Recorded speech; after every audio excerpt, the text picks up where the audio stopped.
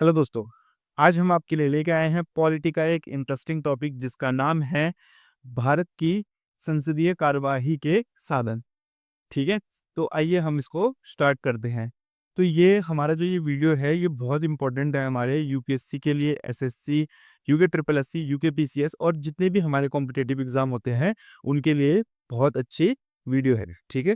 तो देखो, तो संसद में हमारे कुछ क्या होते हैं, कार्यवाही के साधन होते हैं। तो कौन कौन से होते हैं उनको देखते हैं। तो सबसे पहला आता है प्रश्नकाल, जिसको हम क्या बोलते हैं, क्वेश्चन आवर कहते हैं। ठीक है? अब ये होता क्या है, संसद का पहला घंटा प्रश्नकाल के लिए होता है।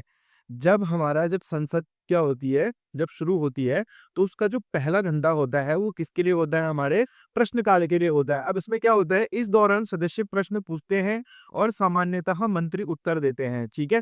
तो इसमें क्या होता है कि जो हमारे सदस्य होते हैं जिसके संसद के, वो प्रश्न पूछते हैं। ठीक है? वो सदस्य हमारे विपक्ष के भी नेता हो सकते हैं। ठीक है?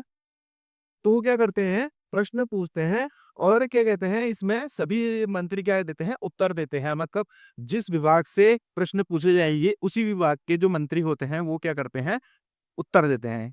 क्लियर है ना? ठीक है, ये है। अब आता है इसमें, देखिए, प्रश्न तीन तीन तरह के होते हैं। जो हमारे जो प्रश्न पूछे जाएंगे ना, वो कितने प्रकार के होते हैं, हमारे तीन प्रकार के होते हैं। सबसे पहला तो आता है हमारा तारांकित। ठीक है? फिर दूसरा आता है अतारांकित तथा अल्प सूचना वाले प्रश्न। ठीक है? तो हमारे तीन प्रकार के कौन कौन से प्रश्न होते हैं। सबसे पहले तो होता है हमारा तारांकित, फिर उसके बाद होता है हमारा अतारांकित तथा उसके बाद होता है हमारा अल्प सूचना वाले प्रश्न। क्लियर है ना? तो इनको हम क्या करते हैं, एक एक करके डिफाइन करते हैं। ठीक है? तो पहला आता है हमारा तारांकित। तारांकित प्रश्नों का उत्तर मौखिक दिया जाता है। ठीक है? जो हमारे तारांकित प्रश्न होते हैं, ठीक है, जो विपक्ष के नेता द्वारा अगर क्या किया जाता है, प्रश्न पूछा जाता है, वो तारांकित प्रश्न होता है, तो हम क्या करते हैं, उसका उत्तर देते हैं। ठीक है? उस प्रश्न का उत्तर देते हैं। वो भी किस रूप में देते हैं, मौखिक रूप में देते हैं। ठीक है? तो तारांकित प्रश्नों का उत्तर मौखिक दिया जाता है तथा इसके बाद पूरक प्रश्न पूछे जाते हैं। अभी पूरक प्रश्न होता क्या है? ठीक है? अभी पूरक प्रश्न क्या होता है, जब कभी कोई प्रश्न का उत्तर मौखिक रूप से दिया जाता है और सामने वाले को वह उत्तर संतुष्ट नहीं कर पाता है, तो वह उससे क्या करता है, उस उत्तर की संतुष्टि के लिए एक और प्रश्न पूछता है, जिसको हम क्या बोलते हैं, पूरक प्रश्न बोलते हैं। क्लियर है ना? ठीक है? तो ये है, अगर मौखिक रूप से कोई भी प्रश्न स्पष्ट नहीं हो पाता है, तो विपक्ष द्वारा पूछा गया प्रश्न स्पष्ट करने के लिए उसी को हम क्या बोलते हैं, पूरक प्रश्न बोलते हैं। ठीक है? फिर आता है दूसरा, हमारा आता है अतारांकित। अतारांकित में क्या होता है, दूसरी ओर अतारांकित प्रश्नों के मामले में लिखित रिपोर्ट आवश्यक होती है। तारांकित में क्या था कि मौखिक रूप से हमने क्या किया, हमने प्रश्न पूछे और उत्तर दे दिया। ठीक है? तारांकित में प्रश्न पूछे, हमने मौखिक रूप से क्या कर दिया, उत्तर दे दिया। लेकिन अतारांकित में क्या होता है, जब अतारांकित प्रश्न पूछे जाते हैं तो उनका उत्तर लिखित रूप में माना जाता है। ठीक है? हाँ। तो इसमें फिर उसके बाद क्या किया जाता है, जब कोई उत्तर लिखित रूप से आ जाता है तो उसमें क्या नहीं किया जाता, पूरक प्रश्न नहीं पूछा जाता है। क्लियर है ना? ठीक है? तो इसलिए इसके बाद पूरक प्रश्न नहीं पूछे जा सकते। फिर आता है अल्प सूचना के प्रश्न। ठीक है? अब अल्प सूचना के प्रश्न क्या होते हैं, अल्प सूचना के प्रश्न वे प्रश्न होते हैं जिन्हें कम से कम 10 दिन का नोटिस देकर पूछा जाता है। ठीक है? अल्प सूचना मतलब इसमें ऐसा होता है कि कोई प्रश्न पूछा गया और उसकी सूचना कम है हमारे पास। ठीक है? तो उनके लिए, उसके लिए क्या किया जाता है, 10 दिन दिए जाते हैं। चलो भाई, आपको 10 दिन दे रहे हैं हम, और आप इन 10 दिनों में इन प्रश्नों के उत्तर ढूंढिएगा और मौखिक रूप से हमको बताइएगा। ठीक है? तो इसमें क्या होता है, देखो, अल्प सूचना के प्रश्न के वे प्रश्न होते हैं जिन्हें कम से कम 10 दिनों के नोटिस देकर पूछा जाता है। इनका उत्तर भी मौखिक दिया जाता है। क्लियर है ना? ठीक है? तो ये था हमारा पहला साधन, किसमें, संसदीय कार्यवाही में। ठीक है? अब दूसरा आता है हमारा क्या, शून्यकाल, जिसको हम क्या बोलते हैं, जीरो आवर बोलते हैं। क्या बोलते हैं, जीरो आवर। ठीक है? ये है शून्यकाल, प्रश्नकाल के तुरंत बाद शुरू होता है। जब प्रश्नकाल हमारा पूरा हो जाएगा, उसके बाद सीधे क्या लग जाता है, हमारा शून्यकाल लग जाता है। ठीक है? हाँ। यह भारतीय संसदीय परंपरा की एक अनोखी विशेषता है। इसका उल्लेख संविधान में नहीं है। ठीक है? शून्यकाल का उल्लेख ये क्या नहीं है, हमारे संविधान में लिखा नहीं है। ठीक है? ये हमारा परंपरागत है, मतलब परंपरा से ही चलता हुआ आ रहा है कि प्रश्नकाल के बाद क्या दिया जाएगा, एक शून्यकाल दिया जाएगा। ठीक है, बल्कि यह प्रथा के रूप में विकसित हुई। ठीक है, ये प्रथा के रूप में क्या किया गया, इसको विकसित किया गया। इसमें सांसद बिना पूर्व सूचना के महत्वपूर्ण और तात्कालिक मुद्दे उठा सकते हैं। ठीक है, इसमें क्या होता है ना, जब प्रश्नकाल कंप्लीट होने के बाद जैसे किसी एक मुद्दे पर हमारी बात चल रही है, ठीक है, सूचना ना दिए बगैर, ठीक है, जैसे हम क्या करते हैं, कोई भी प्रस्ताव लेके आते हैं तो उसकी पहले क्या देनी पड़ती है, पूर्व सूचना देनी पड़ती है। अगर बिना पूर्व सूचना के हम क्या करते हैं, उन प्रश्नों को क्या करते हैं, उठाते हैं, या उस टॉपिक को अगर हम उठाते हैं तो वो कौन से काल में उठाया जाएगा, शून्य काल में उसको उठाया जाएगा। ठीक है, तो इसमें सांसद बिना पूर्व सूचना के महत्वपूर्ण और क्या रहेगा, तात्कालिक मुद्दे उठाते हैं। क्लियर है ना? तो ये था हमारा दूसरा क्या था, साधन था कार्यवाही के, किसके अंदर, संसद है। ठीक है, अब आता है हमारा तीसरा।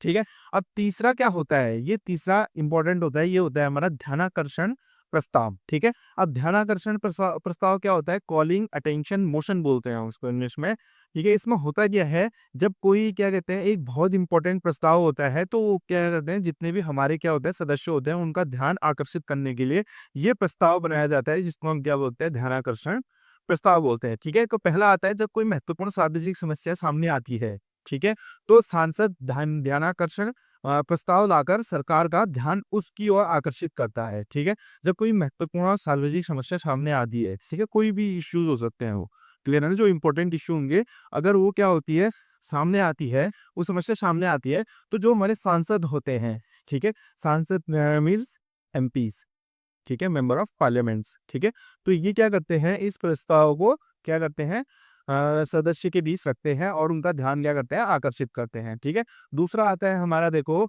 संबंधित मंत्री को इस पर वक्तव्य देना पड़ता है। अब वक्तव्य मतलब होता है बोलना पड़ता है, उत्तर देना पड़ता है। ठीक है, जैसे किसी भी विभाग से आ गया, जैसे हमारा आ गया रेलवे विभाग से, ठीक है, रेलवे विभाग से कोई भी एक ऐसा इश्यू आ गया, ठीक है, तो जो हमारा ध्यानाकर्षण प्रस्ताव, अगर किसी सांसद के द्वारा ध्यानाकर्षण प्रस्ताव किसके किसके रूप में दिया जाएगा, जैसे रेल समस्या के ऊपर दिया जाएगा, तो हमारे जो रेलवे मिनिस्टर होंगे, समझ में आएगा ना, जो हमारे क्या होते हैं, रेलवे मंत्री होते हैं, वो क्या करते हैं, उस चीज पे भी बोलते हैं। ठीक है, क्या करते हैं, वक्तव्य देना पड़ता है उनको, क्या करना पड़ता है, उसका उत्तर देना पड़ता है, उसको स्पष्ट करना पड़ता है।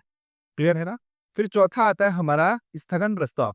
ठीक है, इसको आप क्या बोलते हैं, एडजॉर्नमेंट मोशन बोलते हैं। क्या बोलते हैं, एडजॉर्नमेंट मोशन बोलते हैं। ठीक है, अब स्थगन प्रस्ताव, अब स्थगन से भी आपको पता होगा, स्थगित स्थगित करना मतलब आगे बढ़ा देना, अभी के लिए उसको कैंसिल करके उसकी नई तिथि देना है। ठीक है, हाँ, तो इसमें क्या होता है, यह एक अत्यंत गंभीर संसदीय साधन है। ये क्या होती है, एक बहुत ही गंभीर संसदीय साधन है। ठीक है, जब कोई राष्ट्रीय महत्व का तत्कालिक मुद्दा हो, जब कोई राष्ट्रीय महत्व का तात्कालिक मुद्दा हो, तो सामान्य कार्यवाही रोककर उस विषय पर चर्चा की जाती है। जैसे कोई सामान्य चर्चा चल रही है संसद में, ठीक है, किसी चीज पे चर्चा चल रही है, अगर कोई राष्ट्रीय मुद्दा आ जाता है, उसमें राष्ट्रीय महत्व का तत्कालीन मुद्दा आ जाता है, तो जिस पे पहले बात हो रही थी उसको रोक कर इस पे क्या किया जाता है, फिर फोकस किया जाता है। क्लियर है ना? ठीक है, ये रहे। तो सामान्य कार्यवाही रोककर उस विषय पर चर्चा की जाती है, जो पहले वाली जिस विषय पे जो वार्तालाप हुई थी, या पहले वाली पे जिस जिस विषय पर हमारा क्या किया जा रहा था, विपक्ष और पक्ष द्वारा क्या किया जा रहा था, डिबेट हो रहा था, उसको क्या कर दिया जाएगा, उसको रोक दिया जाएगा, और जो हमारा इंपॉर्टेंट मुद्दा आएगा, जो राष्ट्रीय हित में होगा या राष्ट्रीय महत्व में होगा, उसके बारे में फिर क्या की जाएगी, चर्चा परिचर्चा की जाएगी इसमें संसद। क्लियर है ना? ठीक है। फिर उसके बाद आता है, यह सरकार के लिए असहज स्थिति पैदा कर सकता है। और ये क्या करता है, कभी-कभी सरकार के लिए क्या कर देता है, असहज स्थिति क्या कर देता है, ये पैदा कर देता है। क्लियर है ना? फिर आता है हमारा अविश्वास प्रस्ताव, ये अभी बहुत प्रचलन में है। ठीक है, आपने न्यूज़ में देखा होगा, हमारे जो लोकसभा स्पीकर हैं ओम बिरला, उन पर ये प्रस्ताव पारित किया गया है। ठीक है, अविश्वास प्रस्ताव। ठीक है, इसमें क्या होता है कि जो हमारे जितने भी सदस्य होते हैं, अगर क्या कर देंगे, 50 सदस्य उस प्रस्ताव का हस्ताक्षर कर देते हैं, तो वो क्या माना जाता है, अविश्वास प्रस्ताव माना जाता है, और उसी टाइम उनको क्या करना पड़ता है, गद्दी छोड़नी पड़ती है। ठीक है, हाँ, तो ये है अविश्वास प्रस्ताव। इसमें क्या होता है, देखना, संविधान के अनुच्छेद 75, ये बहुत इंपॉर्टेंट है।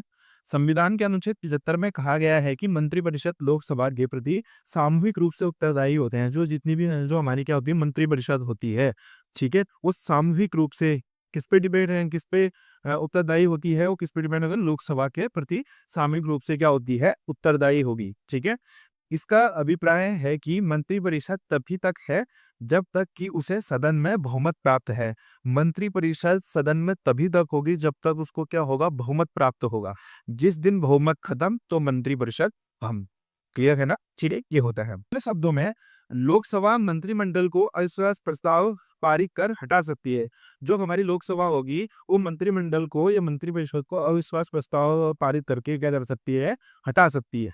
क्लियर है ना। ठीक है, हाँ, फिर क्या आता है हमारा प्रस्ताव।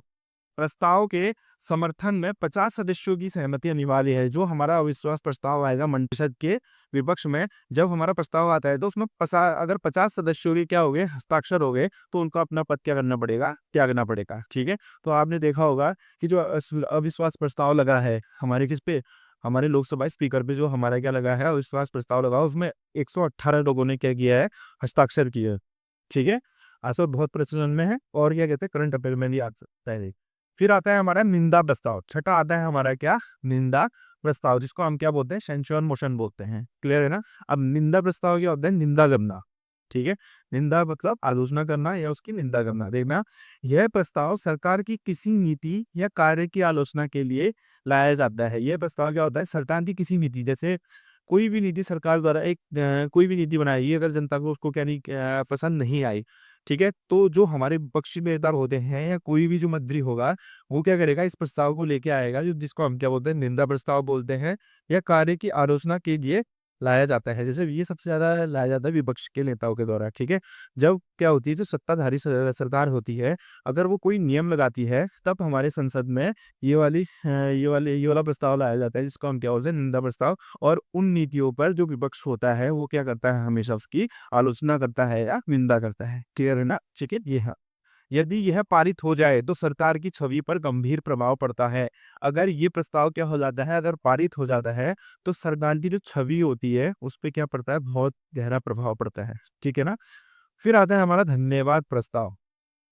ठीक है, इसमें बहुत सारे प्रस्ताव थे, लेकिन जो इंपॉर्टेंट थे मैं खाली उन्हीं को लिख के लाया हूँ, और मैं आपके सामने इसको लिख भी सकता है, अभी मैं लिखा हुआ ले गया है, क्योंकि लिखते लिखते इसमें क्या होता है ना, वीडियो बहुत ज्यादा लंबी हो जाती है। ठीक है, तो आप अच्छे से नोट भी बना सकते हैं।